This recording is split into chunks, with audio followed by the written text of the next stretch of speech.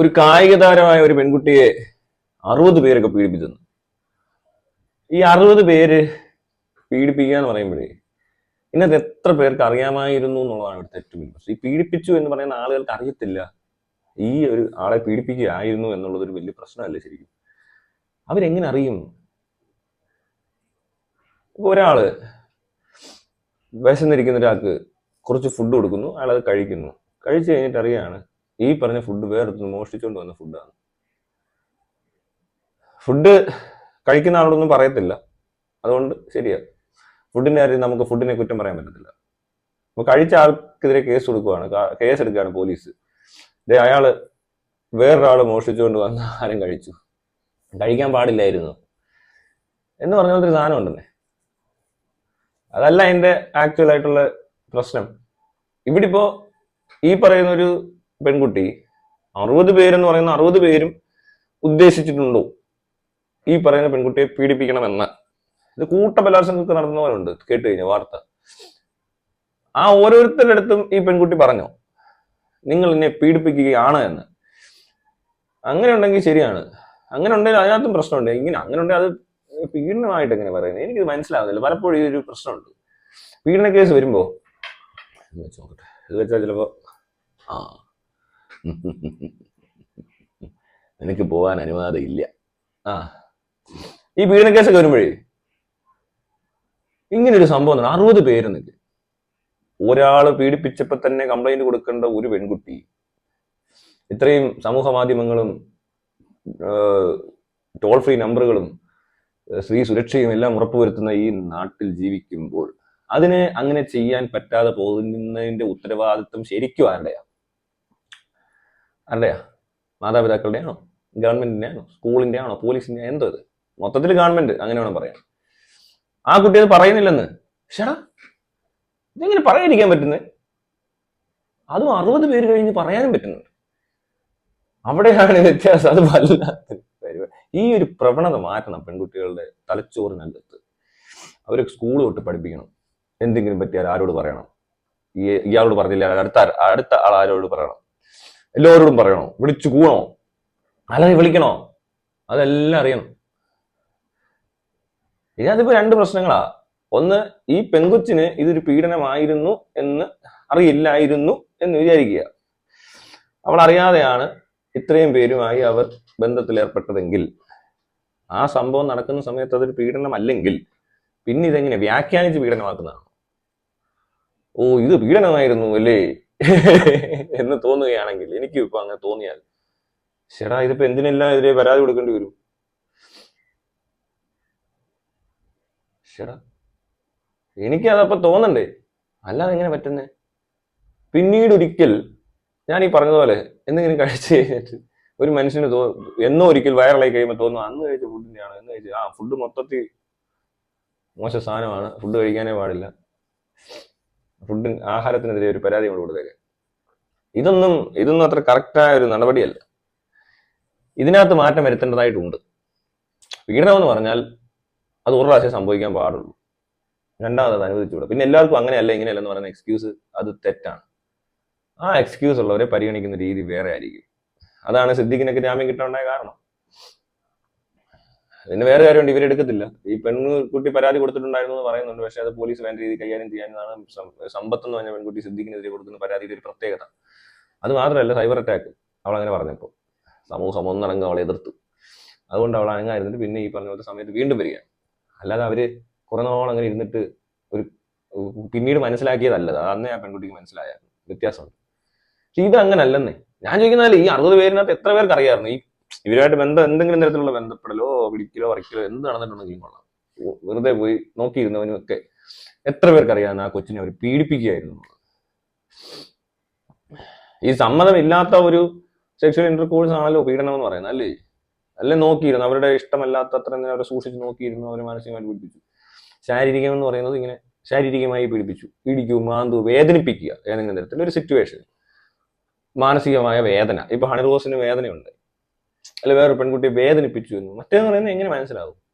ഒരാൾ അനങ്ങാതെ കിടക്കുന്ന സീൻ എന്ന് പറയുന്നത് ചലിച്ചുകൊണ്ടിരിക്കുന്ന ഒരു മനുഷ്യൻ, അല്ലെ ജീവനുള്ള ഒരു ജീവൻ എന്ന് പറയുന്നത് പൂർണ്ണ ആരോഗ്യമുള്ള ഒരാള് അനങ്ങാതെ കിടന്നാൽ പോലും അയാളുമായിട്ട് എന്തെങ്കിലും ബന്ധപ്പെട്ടാൽ അയാൾ റെസ്പോൺസ് ഇല്ല എന്ന് വിചാരിക്കുക, ഒരു പ്രത്യേക സിറ്റുവേഷനിൽ ഇല്ലെന്ന് വിചാരിച്ചാൽ അത് പീഡനമാക്കാൻ പീഡനമാണെന്ന് എങ്ങനെ അപ്പുറത്തിരിക്കുന്നവർക്ക് മനസ്സിലാവും? എല്ലാവരും ഈ അറിവ് വരും, പീഡിപ്പിക്കണം എന്നുള്ള ഉദ്ദേശത്തോടുകൂടി ഏതെങ്കിലും ആ പെൺകുട്ടിയോട് ബന്ധപ്പെട്ട് കാണും. ബന്ധപ്പെട്ടെന്ന് എന്ത് തരത്തിലാണ് ഞാൻ പറഞ്ഞത്? എങ്ങനെയാണ്? സെക്ഷൽ ആണെങ്കിൽ സെക്ഷൽ, അല്ല ഇനി മെന്റൽ ഹരാസ്മെന്റ് ആണെങ്കിൽ അങ്ങനെ, വെറുതെ ഫിസിക്കൽ ചുമ്മാ അടിക്കുക തൊഴിക്കുക അതാണെങ്കിൽ പോലും ഇത് പറ്റത്തില്ല, അത് ശരിയല്ല. ഈ വന്ന് നിൽക്കുന്നവനോട് പറയണ്ടേ? അല്ലെങ്കിൽ ഞാനൊരു കാര്യം പറയട്ടെ, ഈ ഒരാള് ചുമ്മാ ഇങ്ങനെ വെറുതെ നോക്കിയിരിക്കുന്നത് ഇഷ്ടപ്പെടുന്ന ഒരാളാണ് അപ്പുറത്തിരിക്കുന്നത് നല്ല എല്ലാവരും വിചാരിക്കുന്നത്. ഇവിടെ മൗനം സമ്മതമാണ് എന്നൊക്കെ പറയുന്ന കാര്യങ്ങൾ പഠിച്ചു വെച്ചേക്കുന്നവരല്ലേ. സ്റ്റോക്കിംഗ് എന്ന് പറഞ്ഞപ്പോൾ ആറെണ്ണം പറഞ്ഞില്ലേ, പോസിറ്റീവ് സ്റ്റോക്കിംഗ് ഉണ്ട്. അതായത് മോഹൻലാൽ ചെയ്യുമ്പോൾ അത് പോസിറ്റീവ് സ്റ്റോക്കിംഗ്, ആറെണ്ണം ചെയ്യുമ്പോൾ നെഗറ്റീവ് ആണ്. ഗാദാ ജാം എന്ന് പറഞ്ഞൊരു പെൺകുഞ്ഞിന് പുറകെ നടക്കുന്ന സിനിമയൊക്കെ വൻ ഹിറ്റ് ഇവിടെ. അതുപോലെ തന്നെ 5 വർഷം ഞാൻ നിന്റെ പുറകെ നടന്നു, ഈ സമയത്ത് ഞാൻ MBBS പാസ്സായനെ, എഞ്ചിനീയറിംഗ് ആണ് എഞ്ചിനീയർ ആയനെ എന്ന് പറഞ്ഞ് 5 വർഷമൊക്കെ പുറകെ നടക്കുന്ന നായകനെ നായികയൊക്കെ കാണിച്ചിട്ട് അവസാനം നായകനുമായി പിന്നീട് പ്രണയത്തിലാവുകയാണ്. വിടരുതെന്നാണ് പറഞ്ഞു പഠിപ്പിക്കുന്നത് എല്ലായിടത്തും. ഈ നീണ്ട കാലയളവ് ഒരു പെണ്ണിനെ തന്നെ സ്നേഹിച്ചുകൊണ്ടിരുന്നിരുന്നിരുന്നിരുന്ന് അവസാനം അവന് ഭ്രാന്തായി, അവൻ ചത്താലും പറയും അവൻ നല്ലവനാന്ന് പറയും. അതാണ് യഥാർത്ഥ പ്രേമം എന്നൊക്കെ പഠിച്ചേക്കുന്ന ആൾക്കാർ ഇവിടെ ഇല്ലേ? അല്ല അതുമായിട്ട് ഇതിനകത്ത് പ്രത്യേകിച്ച് എന്തോ ഒന്നും വേണ്ട, പോട്ടെ, എന്ത് വേണേലും ആയിക്കോട്ടെ. പക്ഷെ ഈ പറയുന്ന ഒരു മനുഷ്യൻ ഒരാളെ തൊടുമ്പോൾ അയാൾ അനങ്ങാൻ നിൽക്കുന്നതിൽ നിന്നും ആ തൊടുന്ന ആൾ എന്താ മനസ്സിലാക്കേണ്ടതെന്ന് എനിക്ക് മനസ്സിലാവുന്നില്ല. എന്റെ ദേഹത്ത് വന്ന ഒരാൾ തൊട്ട് പിടിച്ചെല്ലാം കഴിയുമ്പോൾ എനിക്കത് ഇഷ്ടപ്പെട്ട പോലെയാണ് എനിക്ക് ഞാൻ അനങ്ങാതിരുന്നാൽ അതിന് മനസ്സിലാക്കേണ്ടത്. അല്ലാതെ എങ്ങനെയാണ് നിങ്ങൾക്കൊരു ആളായിട്ട് ബന്ധപ്പെടാൻ പറ്റുക, അല്ലെങ്കിൽ ഒന്ന് ഇടപെടാൻ പറ്റുക? ഞാൻ പറയാം, ഇവിടെ BDSM പോലത്തെ കാര്യങ്ങൾ അറിയാമല്ലോ എല്ലാവർക്കും. റേപ്പ് ഫാന്റസീസ് എന്ന് പറയുന്ന സാധനങ്ങളുണ്ട്. അങ്ങനെ ഒരു ഫാന്റസി ഉള്ള ഒരാള് ഇങ്ങനെ എന്തിനും പറഞ്ഞു, ഇതിനകത്ത് ഇപ്പൊ അപകടം പറ്റാൻ പോകുന്ന ഒരു സാധനം ഞാൻ പറയാം. ഈ BDSM പോലത്തെ പരിപാടികൾ ഒരുപാട് പേർക്ക് ഇഷ്ടമുണ്ട്, ആണിനും പെണ്ണിനും ഒക്കെ. ഇപ്പൊ ഏതൊരു പെണ്ണിന് പറ്റിക്കണം ഒരാളെ, അയാൾ വന്നിട്ട് പറയാം എനിക്ക് അങ്ങനെ വേണം ഇങ്ങനെ വേണം, അതിന്റെ മാക്സിമം അത് ചെയ്യണമെന്ന് പറഞ്ഞാൽ ഇവള് ദേഹത്തുള്ള മുറിവുകളും എല്ലാം ആയിട്ട് പോലീസ് സ്റ്റേഷൻ ചെന്ന് കയറി ഇവൻ പിന്നെ പോയി. ഇത് ചെയ്യാൻ പറ്റത്തില്ല ഈ നാട്ടില്. വിദേശ രാജ്യങ്ങളിലൊക്കെ BDSM ഒക്കെ പ്രാക്ടീസ് ചെയ്യാൻ പറ്റും. അല്ലെ പിന്നെ ഈ പെൺകുച്ച് പബ്ലിക് പ്രൊഫൈലിൽ ഇങ്ങനെ തന്നെ സ്റ്റാറ്റസ് ഇട്ടേക്കുന്ന ഒരു പെണ്ണായിരിക്കണം. പക്ഷെ അവിടെ ഒരു പ്രശ്നമുണ്ട്, അത് ഈ നാടായതുകൊണ്ട് ആ പെണ്ണിനെ മാക്സിമം ചിലപ്പോൾ ഒരു എക്സ്പ്ലോയിറ്റേഷൻ സാധ്യതയുണ്ട്. അല്ല ശരിക്കും ആ കൊച്ചിന് ചിലപ്പോൾ റേപ്പ് സംഭവിക്കും. ഫാന്റസി ആയിരിക്കും, ആ ഫാന്റസിയുടെ അപ്പുറം പോകും. ഒരു ഫാന്റസി എന്ന് പറഞ്ഞാൽ അതിന് കൊണ്ടൊരു ലിമിറ്റ് ഒക്കെ, അല്ലെ പിന്നെ എക്സെൻട്രിക് ആയിരിക്കും ആ ആള്. ഫാന്റസി അല്ല അത്. ഫാന്റസി എന്ന് പറയുമ്പോൾ അതിനുണ്ട് ഒരു പരിധി, മനസ്സിലായില്ലേ? ഒരുപാടൊക്കെ വേദനിപ്പിച്ച് അങ്ങ് കൊല്ലണമെന്ന് ഫാന്റസി ഉള്ള ആൾക്കാരല്ല, മരിക്കണമെന്ന് ഫാന്റസി ഉണ്ടോ എന്ന് പറഞ്ഞാൽ ഞാൻ പറയാം, ഒരാളെ ഇപ്പൊ ഒരു മാന്തണം, പിച്ചണം, കടിക്കണം എന്നൊക്കെ പറഞ്ഞാൽ അത് അവരുടെ ഒരു ആവശ്യമാണ്. ആ നീഡ് അവരുടെ സ്കിന്നിനോ അല്ലെങ്കിൽ അവർക്ക് കിട്ടുന്ന ഫീലിങ്സിലോ ഒക്കെ ഒരു കടിക്കുമ്പോൾ ചോര വരണമെന്ന് വരെ ആഗ്രഹമുള്ള പെൺകുട്ടികളുണ്ട്. മാന്തണം, ഇങ്ങനെ വലിച്ച് പിടിക്കുമ്പോൾ അമർത്തി പിടിക്കണം, അപ്പൊ അത് മുറിയണം, പാട് കാണണം എന്നൊക്കെ റിക്വസ്റ്റ് ചെയ്യുന്ന ടൈപ്പ് ആളുകളുണ്ട്. അവർക്ക് ഇവിടെ ഒരു ഫ്രീഡം പോലും ഇല്ലാണ്ടാക്കി ഇങ്ങനെ പോയാൽ. അവർ എന്ന് ചോദിച്ചാൽ ആര് ചെയ്ത് കൊടുക്കുക? അങ്ങനെ ആവശ്യം പറഞ്ഞാൽ എന്ത് ചെയ്യും? അവൻ പറയാൻ പറ്റത്തില്ല, ഇത് നീ ഇവിടെ നിന്ന് ഇറങ്ങി തന്നെ പോയി ഒരു പോലീസ് സ്റ്റേഷനോട് കയറിയാല് പിന്നെ ജന്മത്തോൻ ഇറങ്ങത്തില്ല. എന്തോ പറഞ്ഞിട്ട് എന്ത് കാര്യം? അവിടെ കൺസെന്റ് ഉണ്ടെന്ന് പറഞ്ഞിട്ട് കാര്യമുണ്ട്. കൺസെൻഷ്യൽ സെക്സ് ആണെന്നും പറഞ്ഞുകൊണ്ട് റേപ്പാ ചെയ്തെന്ന് പറയും. എന്തൊരു ദുരന്തമായിരിക്കും അത്. അല്ലെ പിന്നെ പെണ്ണ് പബ്ലിക് പ്രൊഫൈലിൽ അപ്ലോഡ് ചെയ്തിരിക്കുന്നത് എനിക്ക് ഇന്ന ഇൻട്രസ്റ്റ് ഉള്ള ആളാണ്, ഞാൻ വീഡിയോസ് ഇൻട്രസ്റ്റ് ആണ്, എനിക്ക് ഇന്ന കൃത്യമായിട്ട് പബ്ലിക് പ്രൊഫൈലിൽ ഇവര് കാണിച്ചിട്ടുള്ള. ആ പുറത്തൊക്കെ അങ്ങനെയാ അവർ ആ പ്രൊഫൈലിനകത്ത് കാണിക്കും. അവർ തമ്മിലുള്ള ബന്ധപ്പെടൽ എന്ന് പറഞ്ഞാൽ ഒരു വ്യക്തിയും മാത്രമേ ഉള്ളൂ. അതിനകത്ത് വേറെ തലയ്ക്കകത്ത് ബന്ധുക്കളും കൾച്ചറും സൊസൈറ്റിയും അതുപോലെ തന്നെ ഫാമിലിയും അതൊന്നും വരുന്നില്ല, ഫിനാൻഷ്യലും വരുന്നില്ല, ജാതിയും അതൊന്നും അവരുടെ തലയിൽ ഇല്ലാത്തത് കൊണ്ട് ഈ കാര്യങ്ങൾ മാത്രമേ അവർ ശ്രദ്ധിക്കാറുള്ളൂ. അത് നടക്കും. ഇവിടെ നടക്കുമോ? ഇവിടെ ഇപ്പൊ ഡേറ്റിംഗ് സൈറ്റിൽ നിന്ന് പരിചയപ്പെട്ടെടുത്ത് കയറിയാലും ചിലപ്പോൾ പീഡന കേസിൽ പ്രതിയാവുന്നതാണ്. അല്ല വേണ്ട, എങ്ങനെയും പരിചയപ്പെട്ടു, എവിടെയും വെച്ച് പരിചയപ്പെട്ടു, ഒരു ചെറിയ ഓക്കെ അവിടെ കൂടെ എടുത്തിട്ടുണ്ടാകുന്ന ഞങ്ങളുടെ കാമുകൻ, എന്നിട്ട് അവർ വീഡിയോ എടുത്തെന്നൊക്കെ പറയുന്നത്. ഈ വീഡിയോ എടുത്ത് വെക്കുന്നത് ഒരു ഫാന്റസിയാണ്. വീഡിയോ വേറൊരാളെ കാണിക്കുന്ന ഫാന്റസിയാണ്, അത് കാണുന്ന ഫാന്റസി. എന്ത് ഈ എക്സിബിഷൻസ് ഒക്കെ ഉള്ള ആൾക്കാർ വല്ലതൊക്കെ കാണിക്കുമ്പോൾ അത് കണ്ടു കഴിഞ്ഞാൽ അത് മറ്റേ 14 സെക്കൻഡ് നോക്കി എന്ന് പറഞ്ഞുകൊണ്ട് പീഡനമാകത്തില്ല. ഇവിടുത്തെ പീഡനങ്ങളുടെ പ്രത്യേകത ഇതാണ്. ഇതിന് കുഴപ്പമുണ്ട്, ഇവിടുത്തെ പീഡനം പലതും പീഡനം അല്ലാതാകുന്നത് അതുകൊണ്ടാണ്. ഇതെല്ലാം കഴിഞ്ഞിട്ട് ഇതെല്ലാം അറിഞ്ഞിട്ട് ഇതിനകത്തുള്ള സത്യാവസ്ഥ എങ്ങനെ കണ്ടുപിടിക്കും? നമുക്ക് കണ്ടുപിടിക്കണ്ട. ജസ്റ്റ് പ്രൊഫൈലൊക്കെ ഉള്ളവർ അത് അപ്ലോഡ് അങ്ങനെ തന്നെ അപ്ഡേറ്റ് ചെയ്യുക. അതിന് ഈ പറയുന്ന ആള് ഇത് കണ്ടത് എങ്ങനെ, അറിഞ്ഞത് എങ്ങനെ, അത് എഡിറ്റ് ചെയ്യാൻ പറ്റാത്ത രീതിയിലത്തെ പ്രൊഫൈലുകളൊക്കെ ആയിരിക്കണം. അയാളുടെ ഐഡന്റിറ്റി അതായിരിക്കും എന്നുള്ളത് അയാൾ തന്നെ വ്യക്തമാക്കണം. പിന്നെ മാറ്റണം എന്നുണ്ടെങ്കിൽ അതിന് സ്പെഷ്യൽ റിക്വസ്റ്റ് കൊടുക്കണം. ലീഗലി തന്നെ വേണം ഇത് ഫോർവേഡ് ചെയ്യാൻ, അല്ലേ പറ്റത്തില്ല. ഓറിയന്റേഷൻസ് ഒക്കെ പറഞ്ഞു കഴിഞ്ഞാൽ അതിന് നിയമപരമായ ഒരു ചാനൽ തന്നെ വേണം ഈ വന്ന കാലത്ത്. അത്രത്തോളം ആയിരിക്കുന്നു ഇത്. ഇത്രയും മാറ്റങ്ങൾ ഈ സമൂഹത്തിലുണ്ടായാൽ, മനുഷ്യനിലുണ്ടായി, അല്ലെങ്കിൽ മനുഷ്യൻ പലതും തിരിച്ചറിഞ്ഞു. ഇപ്പൊ ഞാൻ ഈ പറയുന്ന വീഡിയോസും പോലത്തെ പരിപാടികൾ ഇപ്പോഴും അറിയാവുന്നവരുണ്ടോ എന്നറിയത്തില്ല, വീഡിയോ കാണുന്ന എത്ര പേർക്ക് അറിയാം. അല്ലെങ്കിൽ ഗ്രൂപ്പ് ആക്ടിവിറ്റീസ് ഒക്കെ ഇഷ്ടമുള്ളവർ വന്നിട്ട് പറയാം കൂട്ടബലാസംഗമാണെന്ന് പറഞ്ഞാൽ എന്ത് ചെയ്യും? ഇതൊക്കെ മാറി, ഈ കാലം അത്രയും മാറി. അതുപോലെയൊക്കെ ആക്ടിവിറ്റീസ് ഇവിടെ നടക്കുന്നു. അതിനകത്ത് എന്ത് ഉണ്ടയാണ് ഈ പറഞ്ഞ ഗവൺമെന്റിന് ഉത്തരവാദിത്തമുള്ളത്? അല്ലെ അവരെന്ത് ചെയ്തു ഇതിനു വേണ്ടിയിട്ട്? നിങ്ങളോട് ഞാൻ പറഞ്ഞില്ല, എന്നെ മുഖ്യമന്ത്രിയാക്കി തരാമോ, ഞാനിതെല്ലാം ക്ലിയർ ചെയ്ത് തരാം ഉറപ്പായിട്ടും. ഇനി അതിനുവേണ്ടി ഞാൻ പുതിയ പാർട്ടി ഉണ്ടാക്കി അങ്ങനെ പറ്റത്തുള്ളായിരിക്കും. ഇപ്പോഴത്തെ പാർട്ടികൾക്കൊന്നും പറ്റത്തില്ല. ഇപ്പോഴത്തെ പൊളിറ്റിക്കൽ പാർട്ടീസ് എന്ന് പറഞ്ഞവരെല്ലാം കൺസർവേറ്റീവ്സ് തന്നെയാണ്. ഒരു വ്യക്തി നോക്കിയാലും ഒട്ടും മോഡേൺ ആയിട്ടുള്ള മനുഷ്യനകത്തില്ല. എല്ലാം പ്രായം കിളവന്മാർക്ക് ഇത് അറിയത്തോയില്ല. കിളവന്മാർ എന്താണ് ഇത് ഫുഡ് ഫെറ്റിഷോ? അതെങ്ങനെയാ അവർ കണ്ടേക്കുന്ന കാലല്ലേ ഇങ്ങനത്തെ കാലുകൾ കാണുന്നു? കാലയിൽ എന്തെങ്കിലും ചെയ്യണമെന്നുണ്ടെങ്കിൽ കാലിന് വൃത്തി വേണം. എന്ത് സാധനമാണ് അതിൻ്റെ വൃത്തിയൊക്കെ വേണം. അല്ലെ പിന്നെ ഭയങ്കര എക്സ്ട്രീം സൈക്കോ ആയിരിക്കണം. ഈ പന്നക്കാലൊക്കെ കണ്ടിട്ട് കാലിനൊക്കെ വൃത്തിയുള്ളപ്പോഴാണ് ഈ ഫുഡ് ഫെറ്റിഷ് എന്നൊക്കെ സാധനങ്ങൾ വർക്കാവത്തുള്ളൂ. അല്ല പഴയ കാലത്ത് ചെരുപ്പ് ഇടാവുന്ന കാലത്തൊന്നും ഈ സാധനം ഇല്ല. പിന്നെ അതുമല്ല, ആ ചെരുപ്പില്ലാതെ നടക്കുന്നവരും വലിയ കാലിന് വൃത്തിയില്ലാത്തവരുടെ കാലെ തൊട്ട് അവർക്ക് സെൻസേഷൻ കുറവായിരിക്കും. അതുകൊണ്ട് അവർ അതിനെപ്പറ്റി ചിന്തിക്കത്തേ ഇല്ല. അവരുടെ ആ ചിന്താ മണ്ഡലത്തിൽ എവിടെയും തന്നെ ഒരു കാലിനകത്ത് എന്തെങ്കിലും ചെയ്യുന്ന കാര്യത്തെ പറ്റി ചിന്തിക്കാൻ പറ്റത്തില്ല. ബാക്കി ശരീരഭാഗങ്ങളൊക്കെ ഓക്കെ, എന്നാലും ഉണ്ട്. മനസ്സിലായില്ലേ അത്? അപ്പൊ എങ്ങനെ അവർക്ക് മനസ്സിലാവും? അവര് കേട്ടിട്ടേ ഇല്ല, പാലക്കാർക്ക് അറിയത്തുമില്ല. അത്രയും പാദരക്ഷകൾ, പാദത്തെ അത്രയും സോഫ്റ്റ് ആയിട്ട് മെയിൻറ്റെയിൻ ചെയ്യുന്നവരാക്കി അവിടെ സെൻസേഷൻ പോലും കിട്ടത്തുള്ളൂ. അല്ലെങ്കിൽ വേറെ ചെയ്യുന്നവന് വേണേൽ വെറുതെ കിടന്നുണ്ടെങ്കിൽ കാണിക്കാൻ പറ്റുന്ന ഇതൊക്കെ ഉണ്ടാവും. പക്ഷെ എങ്കിൽ പോലും രണ്ടുപേർക്കും ആസ്വദിക്കണമെന്നുണ്ടെങ്കിൽ അതിന് രണ്ടുപേർക്കും അവിടെ സെൻസേഷൻ ആവശ്യമുണ്ട്. ഈ കാലിന്റെ ഒരു വൃത്തി വലിയൊരു കാര്യമാണ്. അപ്പൊ അവർക്ക് എങ്ങനെ പറയാൻ പറ്റും ഇതൊക്കെ? അവർക്കറിയാവോ? അവർ വീഡിയോസ് എന്ന് പറഞ്ഞൊരു വീഡിയോ കണ്ടാൽ അവർ വിചാരിക്കുന്നത് കെട്ടിയിട്ട് പിടിപ്പിക്കുക എന്ന് വിചാരിച്ചു. അതുപോലത്തെ ഭരണാധികാരികൾ ഇരിക്കുന്നത്, ഭരിക്കാൻ ഇരിക്കുന്നവരുടെ അവസ്ഥ അറിവില്ലായ്മയാണ് ഞാൻ പറയുന്നത്. ഇവന്മാരോട് ആരുടെങ്കിലും നിങ്ങൾ ഈ രീതിക്ക് സംസാരിക്കുന്ന എവിടെയെങ്കിലും കൊണ്ടുവന്ന് ഇരുത്തി കൊടുക്കും. ഈ മന്ത്രിമാരെന്ന് പറയുന്നവരോ ഇവിടുത്തെ മറ്റേ ഈ നിയമ സംവിധാനത്തിലോ ഇരിക്കുന്ന ആൾക്കാരെ ഒന്ന് ശ്രദ്ധിച്ച് നോക്കിയാൽ മനസ്സിലായി ഇവർക്ക് പലതും അറിയത്തില്ല. പലരും അങ്ങ് റിലീജിയസുവാ. റിലീജിയസ് എന്ന് പറഞ്ഞാൽ തന്നെ പലതും പറ്റാത്തവരാ. ഒരു നിവർത്തികേടിന്റെ ഏറ്റവും വലിയ ഒരു സാധ്യതയാണ് ഈ റിലീജിയസ് ആവുക. വേറൊരു വഴിയില്ലെങ്കിൽ പിന്നെ നേരെ പോയി പള്ളിയിൽ ഇരിക്കും, അമ്പലത്തിൽ പോവുക ചെയ്താൽ മതി. അത് പക്ഷേ ഇവിടെ എല്ലാവരും അതാ. അപ്പൊ നിവർത്തികെട്ടവന്മാരുടെ ഒരു നാടും എന്ന ഈ നിവൃത്തിയോട് തിരിച്ചറിയാൻ പറ്റുന്ന ഒരു ബോധവും ഇവർക്കില്ലെങ്കിൽ പിന്നെ എങ്ങനെ ശരിയാവും ഇത്? ഇപ്പൊ ഈ പറഞ്ഞ കേസിലൊക്കെ ഈ 60 പേരും അങ്ങനെ പീഡിപ്പിക്കാൻ ഉദ്ദേശിച്ചിട്ടല്ല, അവരറിഞ്ഞിട്ടില്ല. അവരെന്തായിരിക്കും പറയാൻ പോകുന്നത്? അങ്ങനെ പറഞ്ഞാൽ ഇവർ സമ്മതിക്കൂ? അതെങ്ങനെ സമ്മതിക്കും? ഞാൻ പറഞ്ഞാൽ ഈ പ്രൊഫൈൽസ് വേണം. ഇപ്പൊ ഒരു പെൺകുട്ടി, അവള് പ്രോസ്റ്റിറ്റ്യൂഷൻ ആണ് അവളുടെ പ്രൊഫഷൻ എങ്കിൽ അവൾ ആ പ്രൊഫഷണലി അത് അപ്ഡേറ്റ് ചെയ്യണം. ഞാൻ ഇന്ന പ്രൊഫഷണൽ ഉള്ള ആളാണ്, ഞാൻ ഇങ്ങനെ ഇത്ര രൂപയാണ് എന്റെ ഡീല്. അത് അവരെ എവിടെ വെച്ച് കണ്ടാലും മനസ്സിലാണ് ഇയാളും അവരും കൂടെ ഇത്രയും രൂപയുടെ പണിയാണ് ഇവിടെ നടന്നുകൊണ്ടിരിക്കുന്നത്. അത് ഇത്ര മണിക്കൂറാണ്. അപ്പൊ ആ മണിക്കൂറൊക്കെ സ്റ്റാർട്ട് ആൻഡ് എൻഡ് ടൈം എന്നൊക്കെ പറയുന്നത് വരെ മാർക്ക് ചെയ്യപ്പെടണം. ഇനി ഇടനിലക്കാരുണ്ടെങ്കിൽ എന്ന് പറയുന്നൊരു സംഭവം വന്നാലും പ്രശ്നമാവാൻ പാടില്ല. ഇനി ഇടനിലയിൽ ഒരാൾ എന്തെല്ലാം പരിപാടി, ഇവിടെ എല്ലാ ബിസിനസ്സിനും ഇടനിലക്കാരുണ്ട്.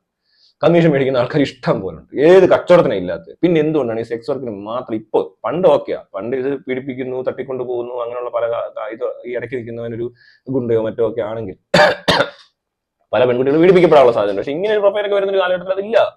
ശരിക്കും അവർക്ക് തന്നെ ചെയ്യാവുന്നേ ഉള്ളൂ. പക്ഷേ ഒരു ഹെൽപ്പ് വേണമായിരിക്കും. എല്ലാവർക്കും മാർക്കറ്റിംഗ് അറിയത്തില്ലായിരിക്കും, എല്ലാവർക്കും സംസാരിച്ച് കൺവിൻസ് ചെയ്യാൻ അറിയത്തില്ലായിരിക്കും, അല്ലെങ്കിൽ അവരുടെ ഡിമാൻഡ്സിനെ പറ്റി കൃത്യമായി ബോധിപ്പിക്കാൻ അറിയാത്തവരുണ്ടാവും. അവർക്ക് ഇടനിലയിൽ ഒരാൾ വന്നിരുന്നത് എന്താ കുഴപ്പം? ഒരു മാനേജർ എന്ന് പറഞ്ഞ ഒരാളെ അപ്പോയിന്റ് ചെയ്യുന്നത് എന്താ കുഴപ്പം? ഒരു പെണ്ണ് ശരി, ഇവിടെ ഓരോന്ന് പറയുമ്പോൾ അതിന് സാധ്യതകളെ പറ്റിയൊക്കെ മുഴുവൻ പറയണം. അല്ലാതെ ഇത് അവിടെ വണ്ടി ഇടിച്ചു, ഇനി അത് വണ്ടി ഓടണ്ട, അല്ലെ ബസ് കളർ വെള്ളം അടിച്ചേക്ക് എന്നൊക്കെ പറഞ്ഞ പരിപാടി കാണിക്കുന്നവർക്കേ ഇതിൽ കൂടുതൽ എങ്ങനെ ചിന്തിക്കാൻ പറ്റും? അവർക്ക് ഇത്രയേ ഉള്ളൂ. ഇങ്ങനെ ഒരു പ്രശ്നം ഉണ്ടായോ? ഇതിങ്ങനെ നടക്കുന്നുണ്ടാകും. ഓ ബാൻ, കംപ്ലീറ്റ്ലി ബാൻ എന്ന് ഈ ഓയോ റൂംസുകാർ കഴിഞ്ഞിറക്കാണ്ട് സർക്കുലർ ഇറക്കിയേക്കുന്നു. അവരിനി മാരേജ് സർട്ടിഫിക്കറ്റ് കാണിക്കാതെ കപ്പിൾസിനെ എന്റർടൈൻ ചെയ്യത്തില്ല. ഒരു കുഴപ്പമില്ല. കപ്പിൾസൊക്കെ വല്ല പറമ്പിലോ വല്ല കിടന്ന് എന്തിനും കാണിച്ചാൽ എന്ത് ചെയ്യും? അല്ലേ വേണ്ട, അവർക്ക് സത്യം പറഞ്ഞാൽ വേറെ ഇഷ്ടം പോലെ ഓപ്ഷൻസ് ഉണ്ട്. എന്തെല്ലാം റൂംസ് എവിടെല്ലാം അവൈലബിൾ, അത്രേ ഉള്ളൂ. ഓയോ റൂംസുകാരെ മൂഞ്ചും, അല്ല വലിയ കാര്യമൊന്നുമില്ല. പിന്നെ ഇതിനെ അങ്ങ് ടോട്ടലി ബാൻ ചെയ്യാൻ ചെയ്യുന്ന കാലത്ത് ആരും അനുവദിക്കത്തൊന്നുമില്ല. കാരണം ബോധവും വിവരവും ഇല്ലാത്തവരല്ല ഇപ്പോൾ ഉള്ളവർ. അവർക്ക് ഇച്ചിരി ബോധവും ബുദ്ധിയും വിവരവും വിവേകവും ഇതൊക്കെ മാനേജ് ചെയ്യാൻ പറ്റുന്ന രീതികൾ കണ്ടിട്ടുള്ളവരുമാണ്. ഈ നാട്ടിൽ മാത്രമേ ഉള്ളൂ ഇത്രയും ഫ്രസ്ട്രേഷനും ഇത്രയും റെസ്ട്രിക്ഷനും. Frustration and restriction is directly proportional to each other. Restriction കൂടുന്തോറും ഫ്രസ്ട്രേഷനും കൂടും. അല്ലാതെ വേറെ മെച്ചമൊന്നും റെസ്ട്രിക്ഷൻ ഇല്ല. റെസ്ട്രിക്ഷൻ അല്ല വേണ്ടത്. റെസ്ട്രിക്ഷൻസ് വേണോ എന്ന് ചോദിച്ചാൽ അത് റെസ്ട്രിക്ട് ചെയ്യേണ്ട സാധനങ്ങൾക്ക് മാത്രം. എൻട്രി റെസ്ട്രിക്റ്റഡ്, വൈ എന്ന് ചോദിച്ചാൽ അപ്പുറത്തൊരു വലിയ അപകടം കാണിക്കണം. അതൊരു വലിയ അപകടമായിരിക്കണം, അയാളുടെ ജീവൻ പോകണം. അല്ലെങ്കിൽ അവിടെ റെസ്ട്രിക്ട് ചെയ്യേണ്ട ആവശ്യമൊന്നുമില്ല. കയ്യോ കാലോ ഒടിയുന്ന സീനിലൊക്കെ റെസ്ട്രിക്ഷൻ ഉണ്ടോ ഈ നാട്ടില്? എവിടെയുള്ളത്? എന്തിനാണ് ഞാൻ പറഞ്ഞത് റോഡിനകത്ത് എന്ത് സേഫ്റ്റി, റോഡ് സേഫ്റ്റി എന്ന കാര്യത്തെ പറ്റി വല്ല ധാരണയുള്ള മനുഷ്യനാണ് ഇവരിങ്ങനെ ഈ സെക്സ് കയറി പിടിച്ച് അല്ലെങ്കിൽ ഒരു മനുഷ്യൻ ഒരു ചെറുക്കിനും പെണ്ണോടുള്ള സമാധാനമായ ഒരു പ്രേമ അല്ലെങ്കിൽ ഒരു ലൈംഗികമായ അല്ലെങ്കിൽ എന്ത് തമാശക്ക് പോലെ ഒന്ന് കെട്ടിപ്പിടിച്ച് കഴിഞ്ഞാൽ ഇവിടെ പ്രശ്നം ഉണ്ടാക്കുന്നവരല്ലേ ഇവര് ബാക്കിയുള്ള എല്ലാം ശരിയാക്കിയവരാണോ? ഇവർ അവരവരുടെ ജീവിതത്തിലെ ഈ പൊള്യൂട്ടഡ് ആയിട്ടുള്ള എയറും ഇത്രയും പൊള്യൂട്ടഡ് ആയിട്ടുള്ള വെള്ളവും ഇത്രയും മലിനമായ ആഹാരവും കഴിച്ചിട്ട് ഇനി വരുന്നൊരു തലമുറയ്ക്കുന്ന ഈ പാട്ടും പാടിയിരുന്നിട്ട് അവരാകെ കണ്ടെത്തുന്ന ഇങ്ങനത്തെ പ്രശ്നങ്ങൾ. ഇതാണ് ഏറ്റവും വലിയ പ്രശ്നം എന്ന് പറഞ്ഞ് എന്തെങ്കിലും ഒരു വാർത്ത വന്നാൽ പോലും അതിന്റെ പുറകെ പിടിക്കാൻ ഈ ജനസമൂഹം തയ്യാറാണ്, അവർക്ക് താല്പര്യമാണെന്ന്. ഇത് താല്പര്യമല്ല, ഇതൊരു ഗതികേടാണ്. അതിനിടയിൽ ഇങ്ങനെയുള്ള സംഭവങ്ങൾ ഉണ്ടാകും. പിന്നെ അത് എന്തെങ്കിലും ഒരു മാറ്റം വരുത്തുന്നുണ്ട്. എങ്ങനെ മാറ്റം എന്ന് ചോദിച്ചാൽ എന്ന് പറയുന്ന വായും പൊളിച്ചിരിക്കുന്ന മലയാളി പൊളി, പൊളി മലയാളി പൊളി, പഴം പൊളി, മലയാളി പൊളി, ഈ സാധനമാ പൊളി. ഇത്തിരി മലയാളിയാ പറയുന്നത്. എന്നിട്ട് ഇവന്മാർ ഇവിടെ നിന്നുള്ള പൊട്ടത്തരം കൊണ്ട് UK വരെ പോകും. എന്നിട്ട് അവിടെ ചെന്ന് ഇതേ മണ്ടത്തരം കാണിക്കും, കൈ കൊടുത്ത് നടക്കുക, റോഡിൽ കിടന്ന് ഡാൻസ് കളിക്കുക, കേരള മലയാളി പൊളിയല്ലേ. ഈ പൊട്ടന്മാരാ. ഇതിന് മുമ്പത്തെ ജനറേഷൻ ഇങ്ങനെ ചെയ്യുന്നില്ല. എന്നിട്ട് ഇപ്പോഴത്തെ പുതിയ ജനറേഷൻ വെറും പൊട്ടന്മാരായി പോയി. UK US പോയിട്ട് ഇങ്ങനെ കാണിക്കും.